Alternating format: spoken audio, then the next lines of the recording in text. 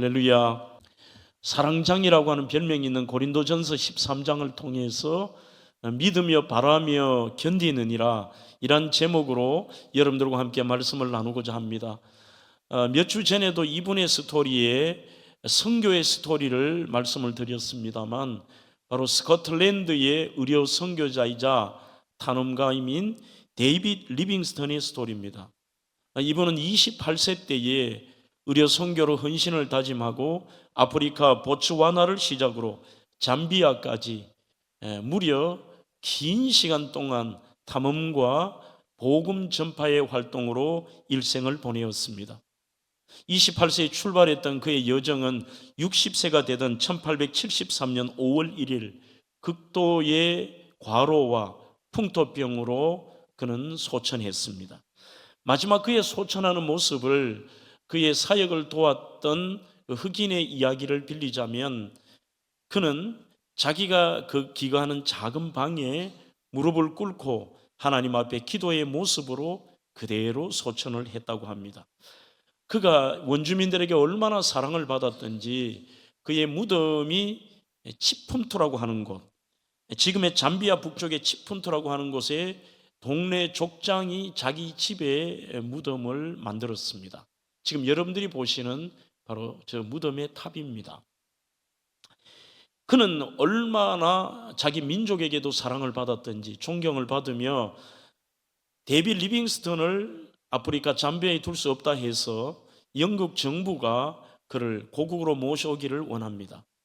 이것 때문에 그의 시신을 방부 처리하고, 워낙 원주민들이 강하게 요구를 하자 그 방부 처리를 하면서 안에서 끄집어낸 장기를 바로 치푼드 족장의 집, 지금 여러분들이 보시는 저 화면의 아래에 묻었습니다.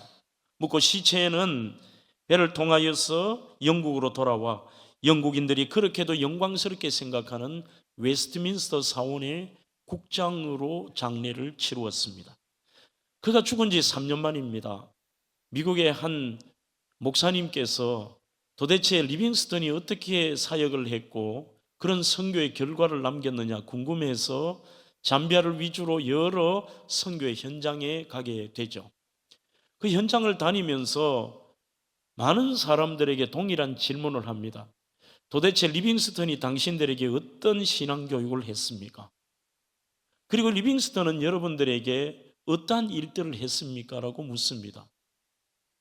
거기에 대한 모든 물어봤던 원주민들의 대답은 동일했습니다. 우리는 그가 우리에게 무슨 말을 했는지, 그가 우리에게 어떤 일을 했는지는 솔직히 생각이 나지 않습니다. 그러나 이것 한 가지만큼은 저 분명하게 기억합니다. 그는 우리를 진실로 사랑했습니다. 이렇게 이야기를 합니다.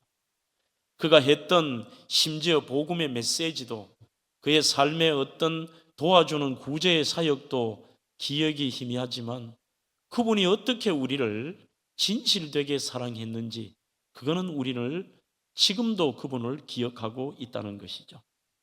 다른 사람을 사랑하기 위해 자신을 희생한다는 것, 그것은 쉽지가 않습니다. 사랑이 그의 삶을 참으로 값지게 만들고 심지어는 복음의 문을 열게 만드는 것이죠. 어떤 의미에서 모든 사람, 오늘 설교를 전하는 저 자신이나 설교를 듣고 계시는 성도 여러분들에게 있어서도 육신의 장막을 벗고 언젠가는 이 세상을 떠나게 되어 있습니다.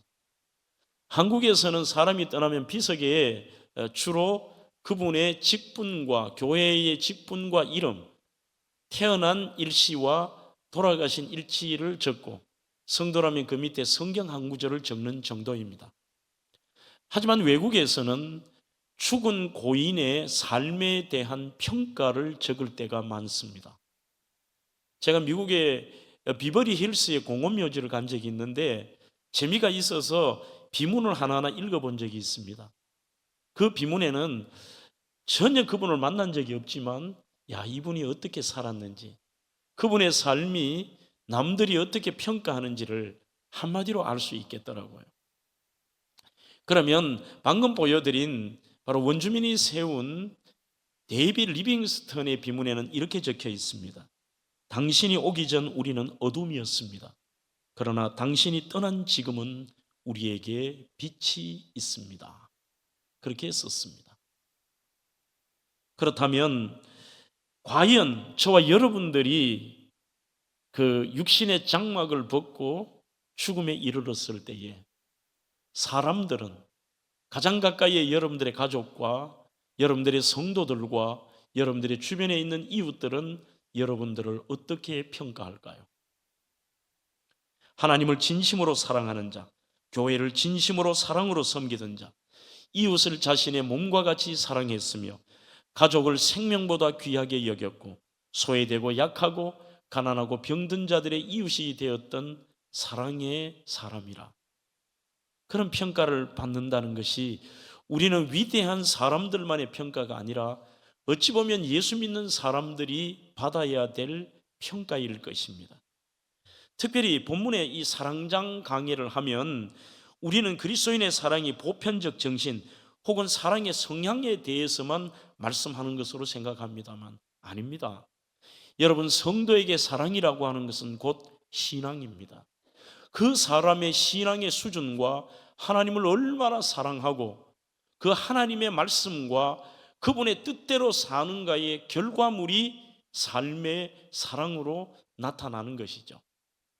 그 중에서도 사랑은 오래 참고 온유하며 쫙 설명을 하면서 오늘 읽어드린 4절로 7절의 그 결론적인 메시지 8절까지가 무슨 이야기를 하느냐 하면 결국은 많은 사람들이 온갖 것들이 뭐 대단한 줄 알고 이 땅에 추구하고 살지만 전부 다 예언도 폐하고 방언도 그치고 지식도 그치고 자기가 추구하는 내용들이 다 그치고 허무하지만 결국은 이 사랑이 언제까지 떨어지지 않고 가장 가치 있는 성도들의 삶이라는 것을 설명하고 있습니다.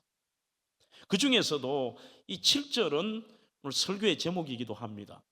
그것이 사랑의 종합체이면서 사랑의 특징은 우리는 달콤함과 아름다움을 생각할 때가 많습니다만 사랑의 특징은 믿고 바라고 견디는 것이 사랑이라고 말씀하고 있습니다.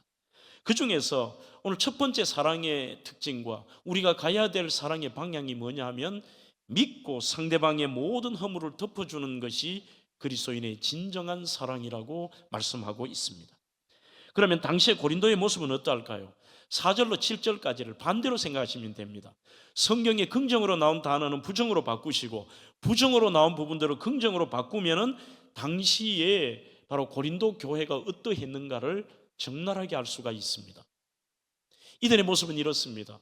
당시에 코린티우스는 지금의 수도가 아테네이고 아테네에서 서쪽으로 한 30분에서 40분 가면 코린티우스가 나옵니다. 2000년 전에는 여기가 훨씬 더 컸습니다.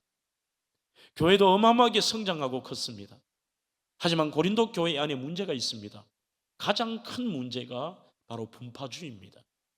교회 안에 사람들이 사랑이 식어지고 서로 간에 팔을 나누어서 나는 바울파야, 나는 게밥, 나는 베드로파야, 나는 아볼로파야, 끊임없이 자기들의 주장을 하며 자기의 뜻과 맞지 않는 사람들을 향하여 비난하고 그들을 향하여서 잘못된 칼날을 갖다 대고 심지어 법정에 가서 이들을 고발하고 벌을 주는 이러한 일들이 고린도 교회 안에 비일비재하게 일어났다는 것입니다.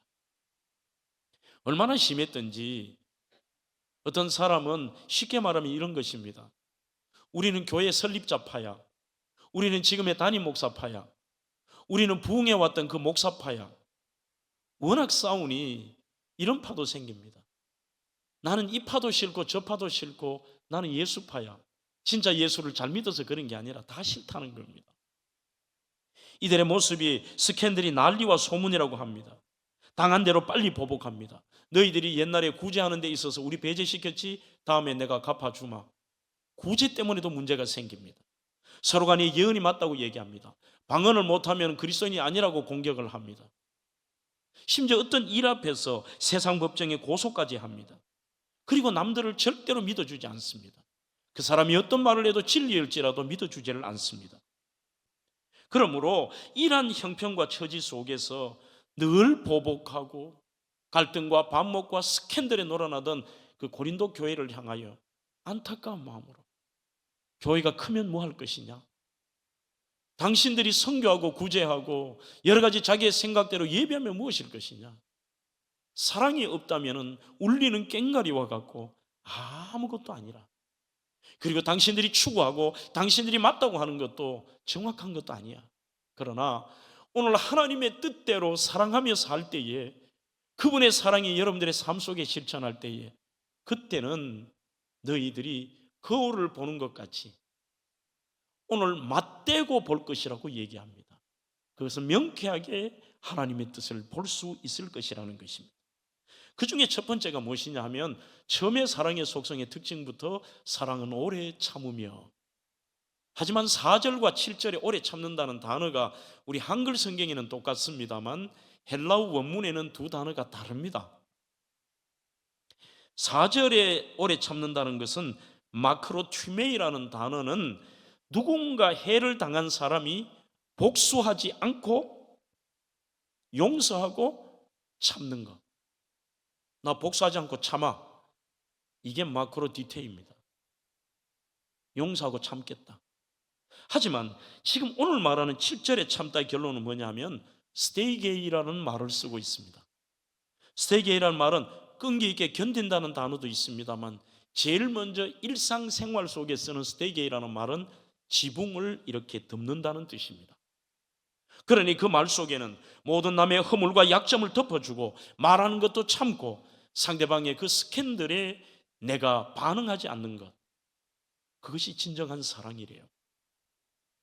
잠언 17장 9절에도 허물을 덮어주는 자는 사랑을 구하는 자요, 그것을 거듭 말하는 자는 친한 것을 이간하는 자라고 했습니다. 그래서 진실된 사랑은 상대방의 허물까지도 덮어주고 믿어주고 그 사람을 기다려주는 것입니다. 베드로전서 4장에도 우리가 제일 우선적으로 해야 될 것이 뭐냐, 무엇보다도 열심으로 사랑할지니 사랑은 허다한 죄를 덮느니라, 그렇게 말씀합니다. 여러분들 여기서 사용한다는 단어도 역시 똑같습니다. 스테고, 덮는다는 것입니다. 죄를 용납하라는 뜻이 절대 아닙니다. 죄를 받아들이라는 뜻도 아닙니다. 그러면 이것이 무슨 말이냐, 상대방의 약점과 상대방의 문제와 상대방의 그 어떤 의미에서 실수와 스캔들을 너희들은 절대로 보지 말라는 것입니다. 진정한 사랑은 참지 못하고 너무 많이, 너무 빨리 말하여 버리는 성향이 있습니다. 그래서 이 말씀을 준비하면서 저는 어떤 생각을 가장 많이 했느냐 하면, 참 이 시대의 우리의 신앙의 모습이 너무 얇다는 거예요. 그리고 낮다는 것입니다. 여러분들 부담이 되시겠지만 진짜 예수님의 제자가 되고 그리스도인으로 산다는 것은 편한 것은 아닙니다. 쉬운 길도 아닙니다. 좁은 이 길, 진리의 길. 그렇지만 우리는 그 길을 찬송하며 갑니다. 쉽지 않다는 이야기입니다. 하나님의 완전한 사랑, 루이스 B. 스미스는 이런 말을 합니다. 사랑은 스캔들을 싫어한다.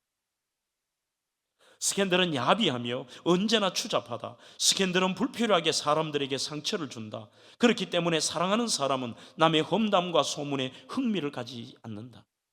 반응을 보이지 않는다는 것입니다. 이게 지금 이 시대에 필요합니다. 너무나도 반응이 정말 믿음의 말씀과 우리가 해야 될 사명과 중요한 이야기는 집중하지 않지만 오히려 그 스캔들에는 반응이 얼마나 빠른지요. 반응을 보이지 마십시오. 어떤 말에도 움직이지 않지만, 야, 너 그 얘기 들었나? 무슨 얘기? 김 집사가 이혼 직전까지 갔단다. 그래. 이런 말은 얼마나 잘 들리는지요. 순식간에 반나절이 되면 교회 전체가 다 합니다. 우리 이런 행태가 고린도 교회만 있었던 게 아닙니다. 야, 그 아볼로파에서 이번에 이런 일 벌이는 거 너 아나? 그래? 그것을 버리면서 반드시 아볼로파를 매장을 시키려고 합니다. 다른 사람의 허물이 보이십니까? 내가 은혜 받지 못해서 그런 것입니다. 그리고 사랑이 없다는 증거입니다. 누구에서도 마찬가지입니다. 자기의 기준으로 남을 평가하고 그리고 그 사람의 허물을 내 기준으로 바라보는 것이죠. 한국의 성자 목사라고 별명이 있는 영락교회 한경직 목사님에게 그분이 은퇴하기 수년 전에 중직자 몇 사람이 찾아와서 목사님에게 종이를 내밉니다. 종이를 보니 목사님의 잘못과 허물이 십계명처럼 10가지로 적혀 있습니다. 그것을 받고 한경직 목사님의 책에서 제가 읽은 내용입니다. 이렇게 얘기를 하셨습니다. 여러분 고맙습니다. 사실 저는 1만 가지도 더 되는 많은 죄를 지은 사람입니다. 그래서 우리 예수님께서 저를 위해 십자가에 피 흘리고 돌아가셨습니다. 그런데 여러분은 저의 잘못과 허물을 그저 10가지로만 보아주시니 감사합니다. 그렇지만 꼭 기억하실 게 있습니다. 사랑이 많으신 여러분들은 앞으로 이런 것까지도 여러분들에게 보이지 않게 되기를 간절히 바랍니다. 그리고 그들을 위해서 간절히 기도했습니다. 하나님은 사랑으로 우리의 모든 허물을 덮어주셨습니다. 그런데 하나님께서 만약 우리의 허물을 드러내신다면요, 우리는 구원조차 받지 못했을 것이고 여기 앉아있을 분은 아무도 없습니다. 저를 포함해서요. 좋은 예가 바로 창세기 9장의 노아의 실수 사건입니다. 노아가 포도주를 마시고 취해서 천막 안에서 하체를 드러내고 쿨쿨 자고 있습니다. 그때에 9장 22절에 보면 그의 아들 함이 들어옵니다. 가나안의 아비 함이 그 아비의 하체를 보고 밖으로 나가서 두 형제에게 고하며 소위 스캔들을, 그 자체의 반응을 보이는 겁니다. 야, 부끄럽다. 아버지가 저 하체 들어놓고 자고 이게 무슨 일이야. 온갖 허물을 통해서 이야기를 퍼뜨리기 시작합니다. 23절에 넘어가며 두 아들 셈과 야벳이 들어갑니다. 그 이유는 스테이크 하기 위해서, 아버지의 허물을 덮어주기 위해. 셈과 야벳이 옷을 취하여 자기들의 어깨에 메고 뒷걸음쳐 들어가서 아비의 하체에 덮었으며 그들이 얼굴을 돌이키고 그 아비의 하체를 보지 아니하였더라. 폭로, 화제거리, 덮고 보지 않고 돌이키고. 여러분들, 이게 진짜 그리스도인의 사랑입니다. 우리는 정말 이거 노력해야 됩니다. 남의 스캔들 얘기하지 마십시오. 그분의 약점을 잡으려고 하지 마십시오. 수십 년 전에 있었던 그것을 끄집어냅니다. 너가 내 결혼 초에 그랬잖아. 너 옛날 이런 일을 벌였잖아. 그리고 남의 스캔들에는 얼마나 예민한지. 누구에게나 약점과 허물은 있습니다. 잠언 11장 13절에도 두루 다니며 험담하는 자는 남의 비밀을 누설하나 마음이 신실한 자는 그것을 덮는다고 되어 있습니다. 숨긴다고 되어 있습니다. 자, 그러면 여러분들에게 질문을 드리고 싶습니다. 그럼에도 왜 사람들은 하나님의 뜻도 아닌데 그 스캔들을 이렇게도 우리는 관심을 가지고 반응을 보일까요? 이유는 그것이요, 너무 맛있습니다. 그게 재미있습니다. 남이 죽든 말든 신이 나는 겁니다. 성경에 이렇게 씁니다. 잠언 18장 8절에 남의 말하기 좋아하는 자의 말은 별식과 같아서 뱃속 깊은 데로 내려가니라. 우리 매일 집밥을 먹다가 한번 별식, 온갖 산의 진미가 있는 뷔페 식당에 가서 음식 드셔보세요. 얼마나 맛있습니까? 그렇게 재밌는 거죠. 좋은 것이죠. 참으로 안타깝습니다. 미숙하고 충동적인 사랑은 빨리 드러내려고 합니다. 그러나 성숙하고 훈련된 사랑은 덮어주고 믿습니다. 사랑하는 성도 여러분, 힘들지만 계속 성장하는 사랑의 특징은 무엇이냐? 덮어주는 사랑입니다. 저는 오늘 성경에서 성경으로 풀려고 합니다. 그러한 사건이 창세기 9장뿐만이 아니라 바로 요한복음 8장에서도 생각할 수가 있습니다. 가늠하다가 현장에서 잡힌 여인의 스토리입니다. 모두가 정죄하여 여인을 돌로 쳐 죽이려고 하는 자들입니다. 그들이 여인을 예수님 앞으로 발치에 던집니다. 우리는 유대 율법 미시나에 보면은 그 여인의 사연을 조금은 알 수가 있겠습니다. 어떤 죄를 지었는지. 이 여인은 처녀가 유부남과 잠자리를 하면 목을 매 죽입니다. 그게 미시나 율법입니다. 유부녀가 간통을 하면 돌로 쳐 죽이도록 되어 있습니다. 그러면 오늘 예수님께 잡혀온 이 여인은 아마 유부녀로 알 수가 있겠죠. 가나마다 그것도 변명의 여지가 없습니다. 소문이 아닙니다. 현장에서 잡혔습니다. 현장범입니다. 물론 그 사연은 남자가 여인에게 음모를 꾸몄을 가능성도 상당히 높습니다. 그들이 예수님께로 들어와서 예수를 잡아 죽이려고 하니까 건수를 잡아야 됩니다. 예수가 율법을 어긴 여인에게 어떻게 하느냐 보자. 매일 사랑 이야기를 했던 예수가 어떻게 판단하고 결정하는가 보자 하면서 예수를 죽이려고 그 여인을 이용했을 수도 있지만 변명거리는 없습니다. 어쨌든 가늠하다 현장에서 잡혔잖아요. 만인의 구경거리, 굴욕감, 수치심입니다.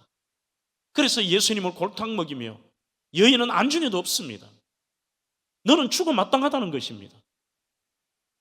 선생이여, 이 여자가 간음하다가 현장에서 잡혔습니다. 모세는 율법에 이러한 여자를 돌로 치라 명하였거니와 선생님은 어떻게 말하겠습니까? 그런데 여러분 성경을 보시면요, 예수님께서 그렇게 수많은 바리새인들이 여자에 대한 분노하면서 그 여인에서 상상할 수 없는 분노로 저런 여인은 쳐 죽여야 돼. 그런데 예수 너도 죽이자. 너는 어떻게 대답할래?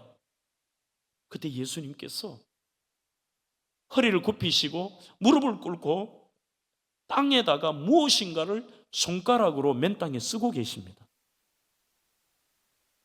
여기에 대해서는 해석하기가 조금 애매모호하죠. 과연 주님이 거기에 무엇을 쓰셨을까? 제가 국내외 주석책을 한번 다 뒤져봤습니다. 어떤 분들은 이렇게 얘기합니다. 아마 예수님은 그들에게 너희들도 죄가 있잖아라고 가르치기 위해서 그 주변에 둘러싼 사람들의 죄목을 거기에 쓰셨다. 뭐 이렇게 얘기하는 분도 있더라고요. 하지만 동의는 되지 않습니다. 주님은 일관성 있게 그들도 불쌍히 여기셨습니다.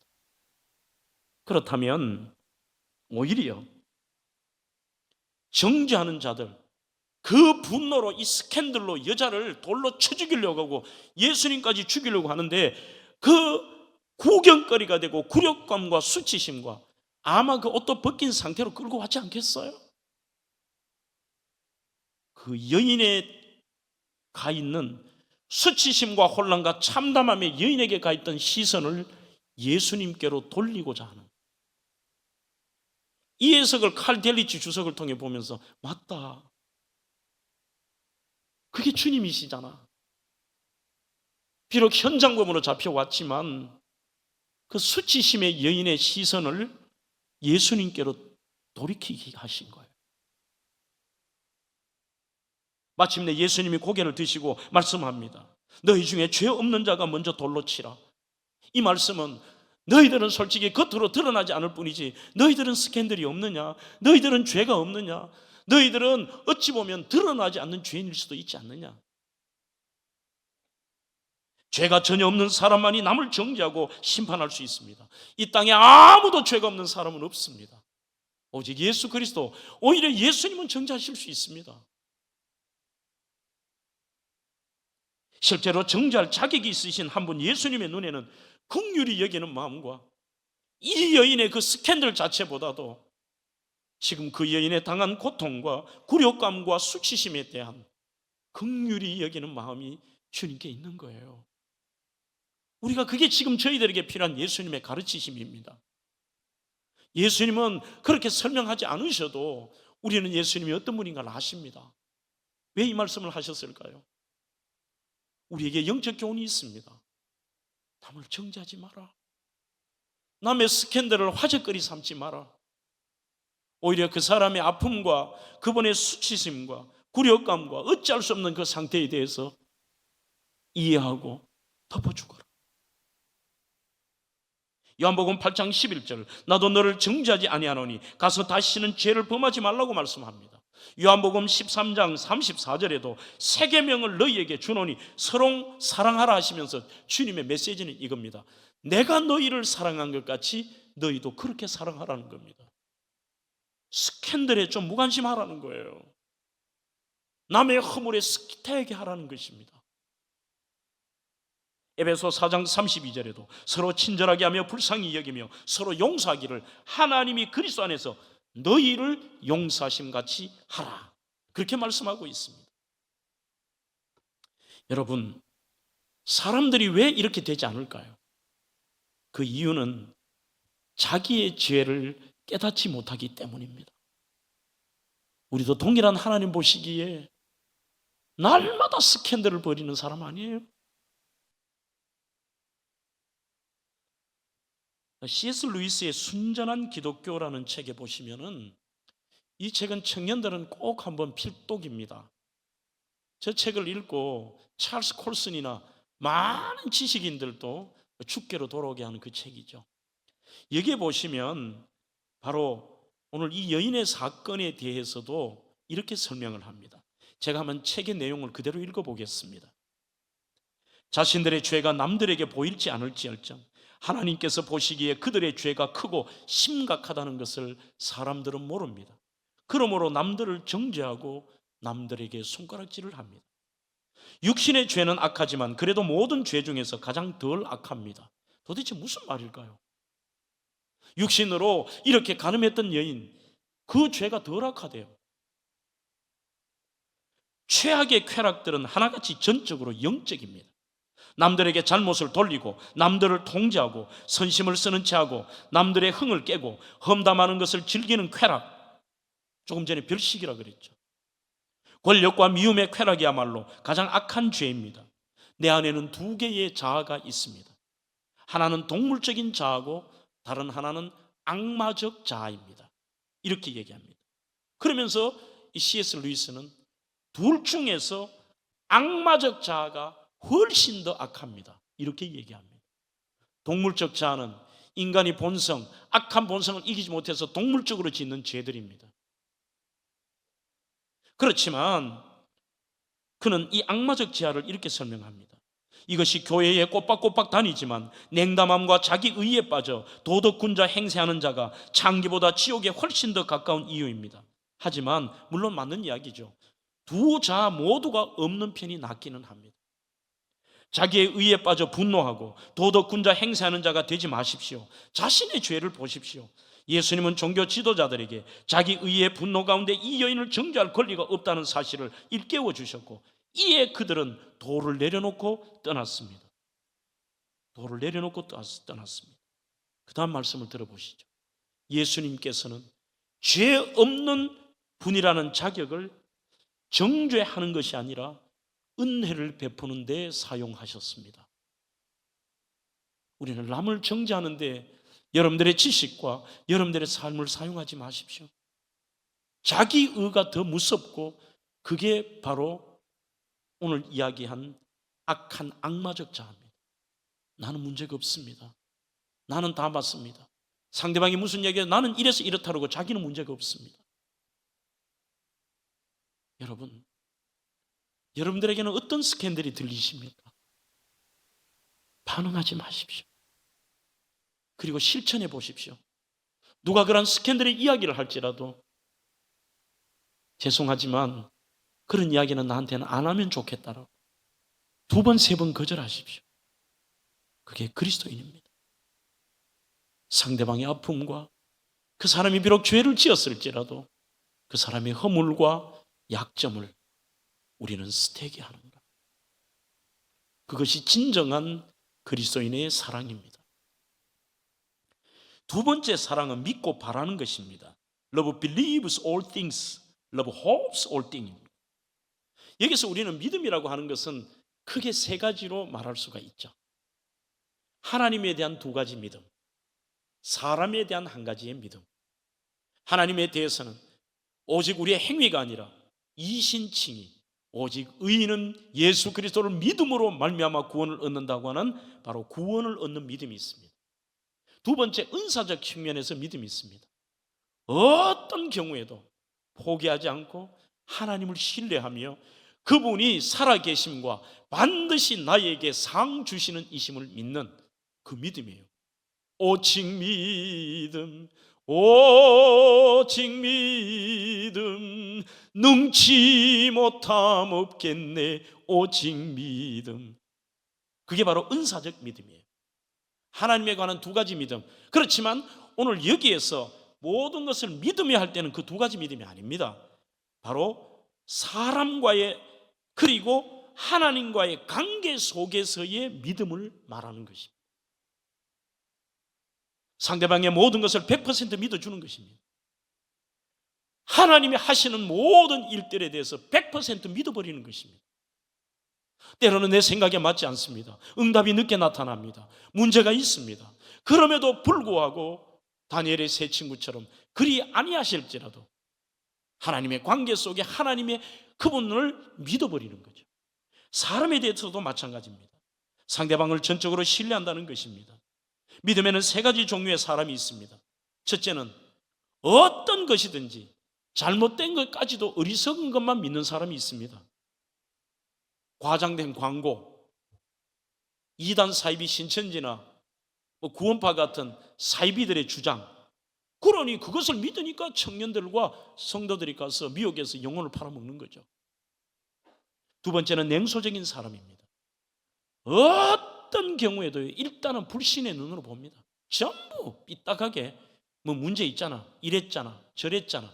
아예 사람을 어떤 경우에도 수십 년이 지나도 안 믿어요.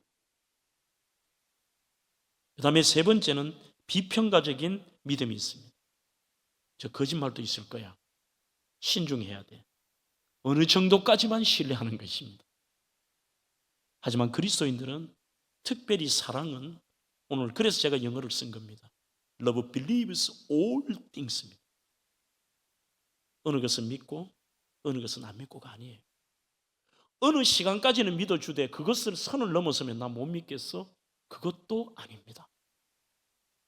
일단 우리 그리스도인들은 단순해야 됩니다. 내가 당했습니다. 내가 또 속임을 당했습니다. 그리고 또 실망했습니다. 그렇지만 또 믿어주는 겁니다. 눈치채셨죠? 이 땅에서 부모님의 사랑입니다. 부모님 모르시는 거 아니에요.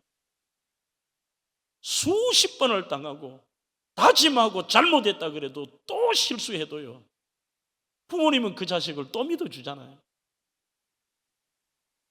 그게 바로 Love believes all things입니다. 그렇지만 그것이 나의 자녀에 국한된 것이 아니라 우리 그리스도인이라면 그것이 모든 사람에게. 존 칼빈은 그의 책에서 이렇게 말합니다. 믿음이라면 하나님께서 예수 그리스도를 통해 주신 사랑을 담을 준비가 되어 있는 열린 그릇과 같은 마음이라고 되어 있습니다. 그러니 우리는 믿음은 사랑에 대해 냉소적인 게 아닙니다. 하나님의 사랑에 대해서도 열린 마음이 있었습니다. 열린 그릇이 되어야 됩니다. 이번에 우리 교회 집사님이 그릇론이라는 책을 썼더라고요. 그래서 제가 이번 주 한번 읽어봤어요. 굉장히 공감이 되더라고요. 꼭 사서 봐요, 여러분들. 진짜 이 그릇이 중요한 거죠. 하지만 하나님이 우리에게 찾으시는 그릇은 열린 그릇이에요. 그릇은 있는데 담을 수가 없는 거죠. 참 우리가 담는 것입니다, 여러분. 세상에는 깨끗한 것만 담습니다. 하지만 우리는 담는 거예요, 다. 상대방이 우리에게 계속해서 똑같은 실수와 잘못을 해도 상대방에게 대한 사랑이 땅에 떨어질 수 있습니다. 그러나 끝까지 희망을 잃지 않는 것이 사랑입니다. 그를 포기하지 않습니다. 그게 바로 예수님께서 우리에게 보여주신 그 사랑입니다. 지난번에 설교한 요한복음 21장의 내용이죠. 예수님을 배반했습니다. 예수님을 저주했습니다. 예수님을 부인했습니다. 그럼에도 예수님은 또 찾아오십니다. 그들에게 따뜻하게 이것은 끝까지 너희를 믿는다는 것입니다. 와서 조반을 먹거라. 주님은 설레이면서 또다시 사랑하십니다. 그 사랑을 직접 고백이에요. 그래서 저는 그때의 원고에 기억이 납니다. 뭐라고 썼느냐 하면, 예수님께서 요한의 아들 시몬아 너가 나를 사랑하느냐라는 이 고백은 주님께서 너 왜 그랬어? 너 3번 나를 부인했으니 나도 3번 너에게 묻는다라는 주님의 질책과 주님이 그의 스캔들에 대한 책망이 아니에요. 그때 저는 이렇게 썼습니다. 제자에게 물었던 것은 설리에 있는 예수님의 세레나데예요. 나 너 사랑한다는 주님의 세레나데입니다. 우리 묻잖아요. 사랑하는 애인에게, 남편에게, 아내에게 당신 나 사랑해? 그거는 나는 너 사랑한다는 뜻입니다. 요한의 아들 시몬아, 너 나 사랑하느냐? 나 너 사랑해. 주님이 나 사랑하는 줄 나 알고요. 나도 주님 사랑하는지 이제 아시잖아요.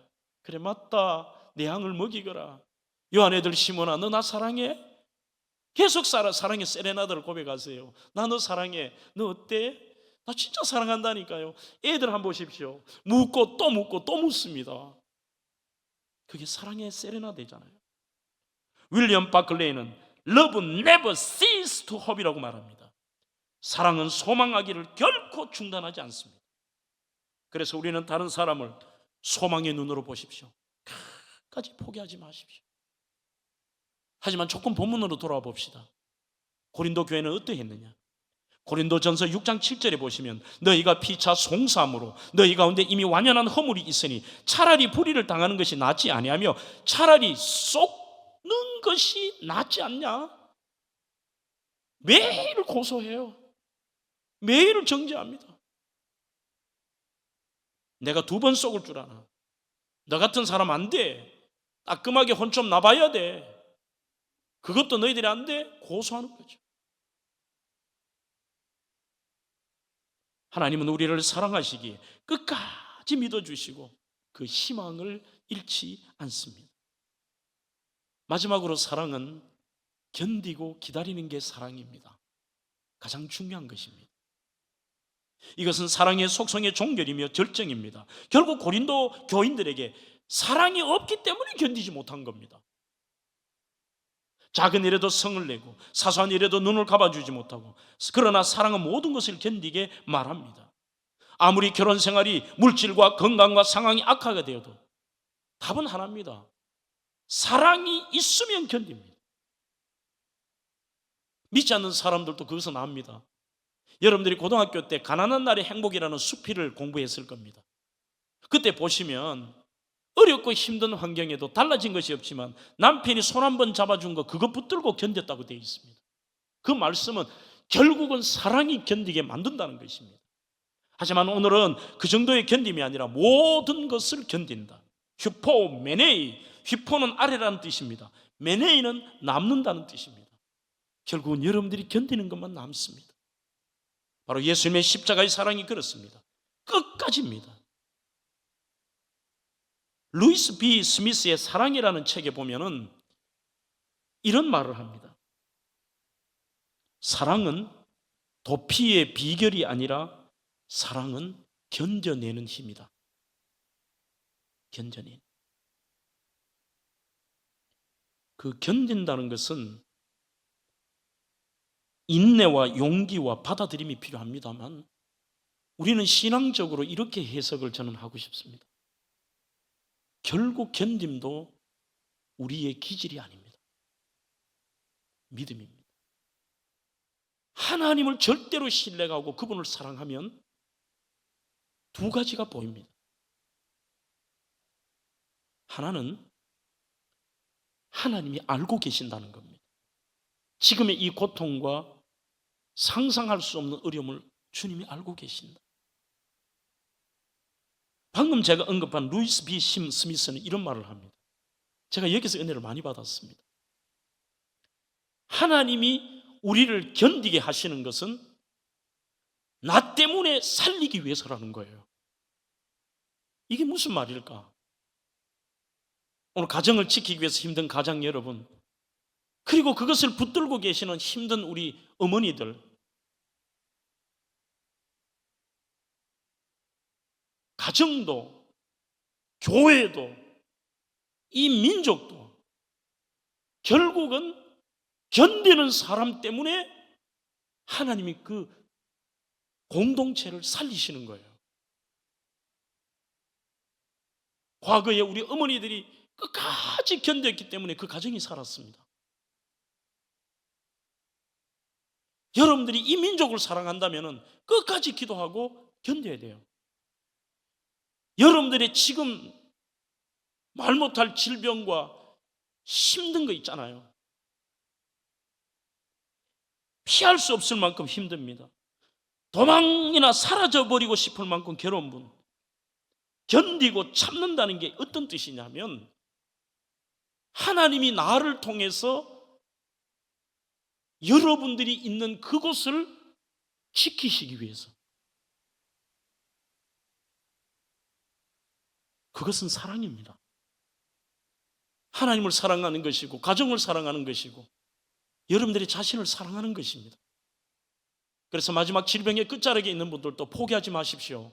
하나님이 알고 계신다 그랬습니다. 그래서 견뎌야 됩니다. 두 번째는 여러분들을 사랑하십시오. 하나님이 여러분들을 지키시려고 지금은 견뎌야 되는 거예요. 여러분들의 가정에서 견디지 못할 만큼 괴로운 주부가 계십니까? 하나님이 여러분들 때문에 여러분들의 가정을 지키게 만드시는 거예요. 사랑은, 이런 문구를 제가 여기에 형광펜을 칠했습니다.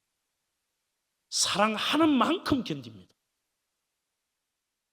우리가 하나님 사랑하는 만큼 견디고, 내가 가정을 사랑하는 만큼 견디고, 내가 자녀를 사랑하는 만큼 견디고, 하나님 만들어주신 뜻이 계신 나를 사랑하는 만큼 견디는 거예요.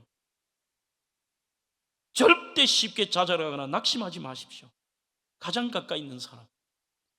사랑은 감정이 아닌 의지입니다.